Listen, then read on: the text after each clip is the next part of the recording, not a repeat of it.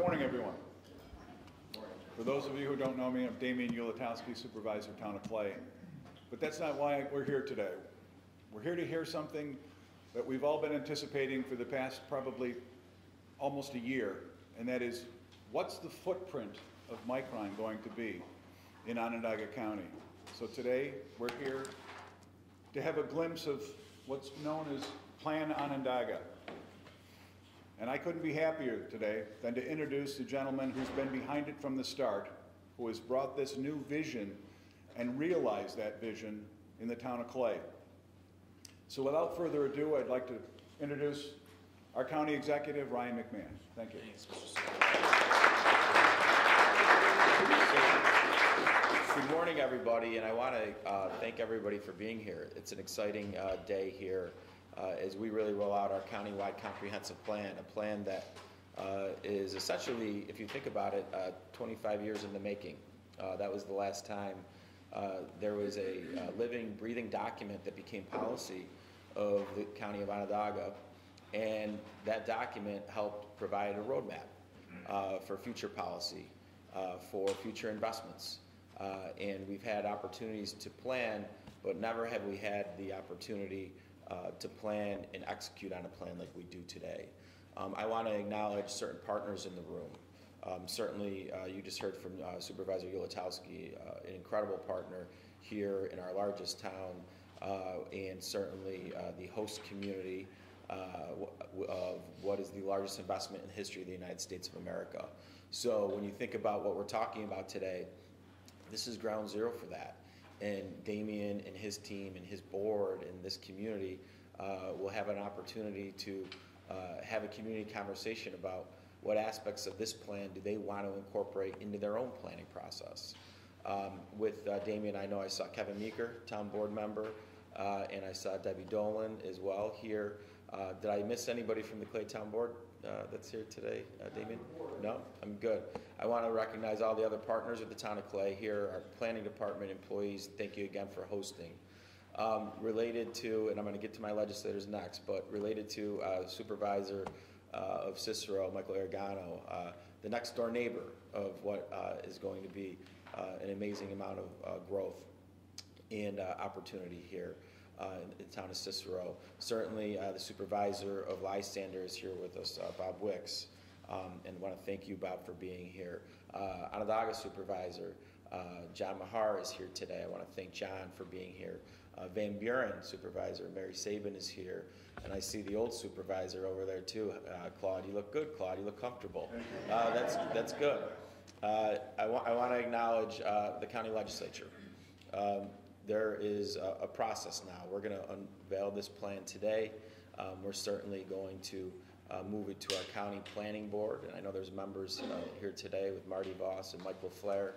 And then the legislature is going to take this up, and they'll take it up at committee, and they'll ask good questions and give feedback, and we're really happy about that process. And then they'll vote on it.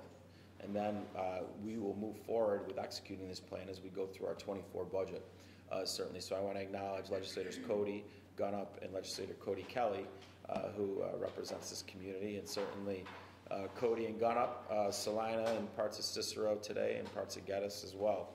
So I want to thank you all for being here. And I want to give a special acknowledgement to our planning department and our team. Megan Costa, Dan Kwasnowski, Elaine, I saw you here, EDR. The work that was done is really important. And to make this document something that people want to buy into, you need to build trust. And that takes time. And we really took, Sandy Gordon, I see you here too from EDR, we took a lot of time to do this. There was a lot of community engagement that went on, recognizing that that this isn't the County of Onondaga telling communities this is what you should be. This is what our regional map needs to look like and should look like, and you are all part of that from the grassroots level up. It was a bottoms-up approach.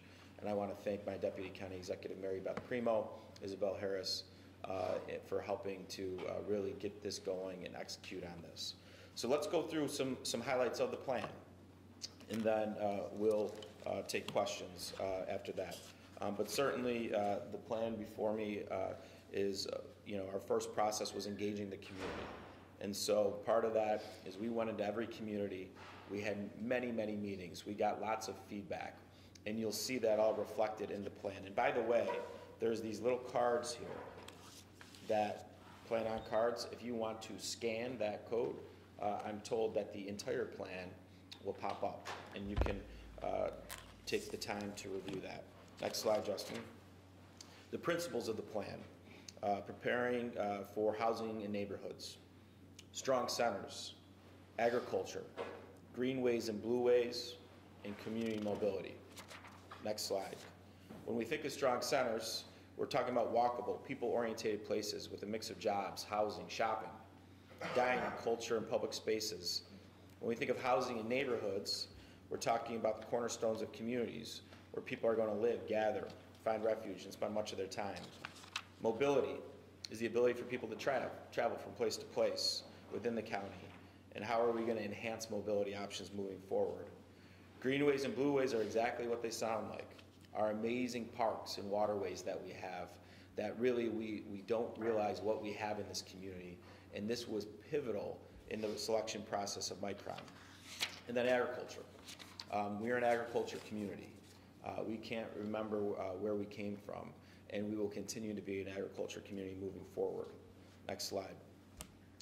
When we talk about centers, we're talking about supporting and enhancing existing new centers of all scales, to provide tools and resources for partnerships for new development in new centers throughout our community.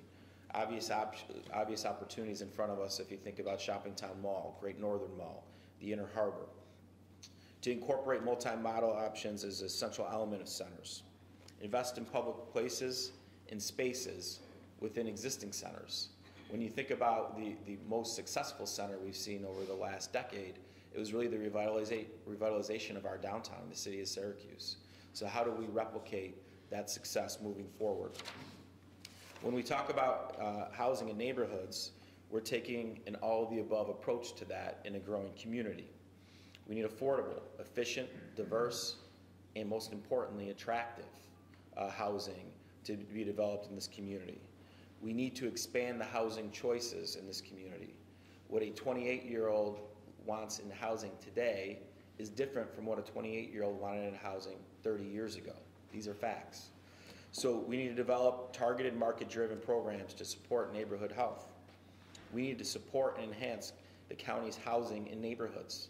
Debbie Dolan had a very good point to me at one point about Bayberry, saying, look, Bayberry's an older neighborhood. What are we going to do to make sure that these neighborhoods are part of the plan moving forward? Creating new connections. These are all things that the plan really highlights and makes recommendations. When we talk about mobility, next slide, enhancing mobility means better access and better options to move people around the community. One of the goals is to become a Vision Zero community, to invest in transit corridors, to implement and expand connected networks of bike lanes, trails, and multimodal corridors, and really to prepare our transportation for the future. For years, we really didn't value what we had here in this community, and we didn't think big enough, and we weren't aspirational enough. Now, hopefully that's changing. And when we think about transportation, we need to think about not what will just work today, but what's going to work tomorrow in a growing community that has growing economic opportunity. PlanON for greenways and blueways, providing unique opportunities for recreation, wildlife, habitat, and ecological protection. We need to formalize greenway and blueway system planning. That's something you'll hear us talk about. We need to continue to invest in the development of a countywide multi-use trail network. Invest in the development of a countywide blueway system. Preserve ecological assets within greenways and blueways. If you think about some of the greatest successes we've had in recent times, is the cleanup of Onondaga Lake and what that has meant to our community. When you look at the Loop the Lake Trail that has been done, the investments in the parkway, the amphitheater investment, that spurred the opportunity for the Empire State Trail connections on the west side of the city of Syracuse going through. We need to continue to build on these assets, as we know that they're quality of life drivers and economic drivers. PlanON agriculture. Our local agriculture is vital to the future success of Onondaga County's economy, landscape, and food system. We need to protect natural resources and scenic views. We need to grow the ag economy. We need to provide food and support for local agriculture. We need to protect farmland and rural landscapes. When you think of some of the things that we've done here with our Agriculture Council and with Onondaga Grown, these are all things with farmland preservation, putting more acres into our preservation districts than ever before. These are things we need to do strategically and continue to invest in. Next, you can see what a PlanON vision looks like. A community where we can accomplish all of this at the same time. And we have the ability to do this. This isn't just an aspirational document. We have the economic opportunity in front of us where we can accomplish all these things by working together. Next slide. When we talk about looking ahead, here's some ways that we can implement the visions. We can continue to invest the way that we have in town planning grants and Main Street programs in our villages, in our small centers. We have to think about town centers as ways to create density, in the ways that that density can help drive new downtowns. Everyone in our community, no matter where you live, enjoys a night out in Armory Square. That downtown feel where you have housing, where you have commercial, you have vibrancy, you have arts and culture, that can happen outside of the city of Syracuse. It can happen in other communities as well. A Safe Streets for All action plan. Working with SMTC to plan a future related to transportation. A housing market study that we're doing countywide where we already have the funding for that will be awarded shortly. A Greenways and Blueways program, we talked about that. We're going to plan for connections and then we're going to invest into new green spaces and new access to our blueways. And one of the things we really need to dive into is an agritourism program, whether it's more farm stands and creating connections and letting the community know about that, not just this community or others, but think about the assets we have at Beacon Skiff, Heritage Hill, some of these other amazing agricultural plans. The next part of planning is we have our roadmaps here, but we need our towns and our villages to plan for the future and have the dialogue in your own communities about how you want to fit in with this, right? We were happy to announce the town of Cicero and the town of Van Buren would receive a grant for planning. In addition to that, we're very happy to support the town of Clay for a grant for their planning efforts that are well underway under the leadership of Damian Ulatowski.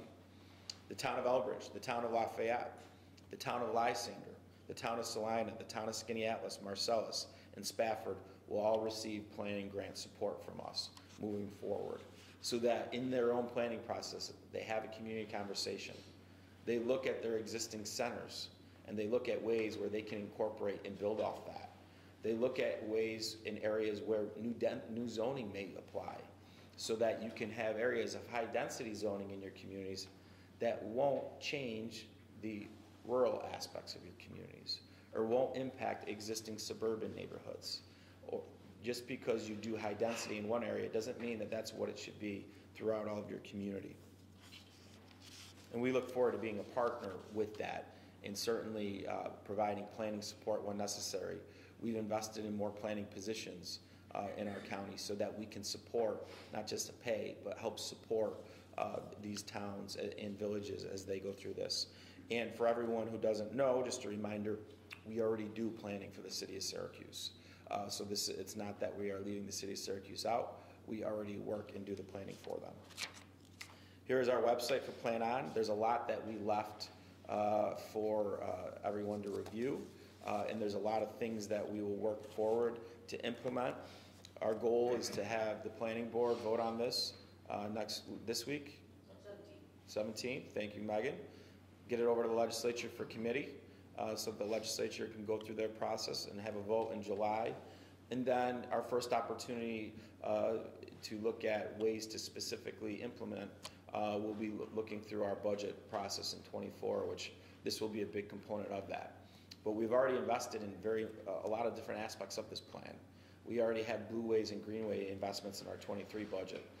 We already have investments in main streets and town centers, in many other items, but we're going to build off those investments. Saying that, happy to take questions from members of the public and or the media. Did Micron largely drive this, or was this underway No. prior? No, this was underway prior to that. What we did do is we focused in a mega site into the plan with White Pine. We always knew that with the investments that we were making, and specifically towards the end of this process, that we were going to land a high-tech manufacturer. And so certainly we were really happy we landed the unicorn of manufacturing projects in this country.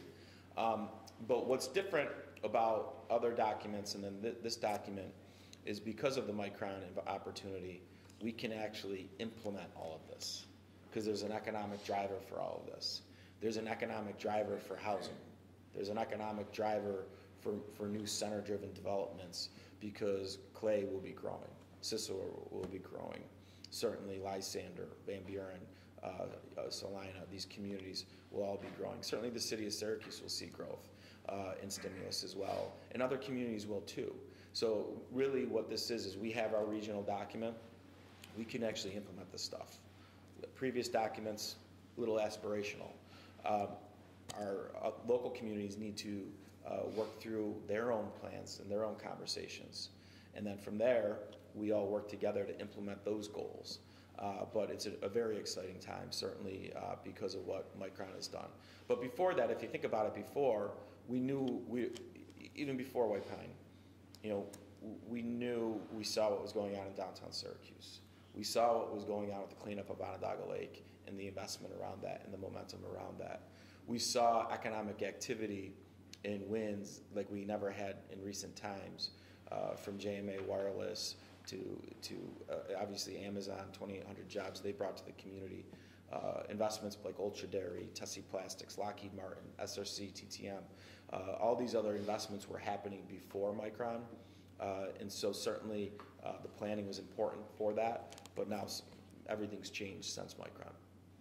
So is a lot of this basically zoning, and are you going to be telling towns what kind of development they can have, and are they going to push back? No, that's not our role. Our role, this is the regional blueprint and roadmap for the community and for the development community.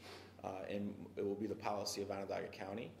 And then certainly we will then make budgetary recommendations and investments based off of it. But towns and villages need to exercise their legal authority. We're a bottoms-up approach. We're not a top-down approach like our friends in Albany. And so the towns and villages will go through their planning process. A big part of that is they'll look at their zoning and they'll figure out where they can do, whether you want to call it micron zoning or dense zoning, to take advantage of opportunities for town center development. And maybe the zoning already matches, right? But we're not here to tell towns and villages how to zone for housing. We know that towns want to grow, and they want to grow in a smart way that enhances their community, and that's what they're going to do. Other questions? Ryan? Yes, sir. Not necessarily a question as much as an observation. I'd like to address community mobility just a little bit so that the county planning can hear this. Yes, sir. We have a road in our town that goes east and west that we can't use because the covered wagons were on it and it hasn't been fixed since then. That's for Pine Road. We have communities out here that we cannot access for Pine Road, and we're pushing all this traffic down onto 31. River Point, Turkey Farms. People coming to us today are looking to develop up in that area. We need to have that road fixed in some way to make it mobile so that we can keep the traffic off of 31, move it east and west in our town. And we have a good system to be able to say, okay, let's put apartments and houses and stuff like that up in this area because there's a lot of land up there and people are going to come to us. And anytime somebody comes to us right now, they use the magic word micron, no matter what it is. That word comes up. So I'm using it today, micron. We need to fix the Plank Road and get it serviceable out here in Town Clay. Thank you. Yeah. Certainly the environmental review that's ongoing will drive lots of necessary traffic solutions and enhancements, and I'm sure that will be part of the study. And again, you're talking, and I know Dan Kwasnowski and Martin Eric Voss are in the room, my DOT commissioner. So certainly it's something that we got to address. And when we think about mobility, we're not just talking about cars. I think overall, this community, right now, we're very lucky that we finally have bus rapid transit infrastructure for the city of Syracuse. We need to look at bus rapid transit infrastructure for economic centers throughout the county, potentially grow on that for the county, but we need to even think bigger than that. There's no reason why we can't be thinking about a light rail system, specifically maybe on the 31 corridor that goes all the way from Cayuga County to Madison County. So, we have an amazing opportunity to have these discussions, and we have the economic drivers to maybe potentially implement these things. So thank you for your feedback. Other questions? Friends in the media, you're awfully quiet today. I know Glenn Coyne already, he already got he got a head start, but any other questions? Talk to you after. Yeah. All right, well, thank you, everybody. Appreciate your time, and thank you for being here.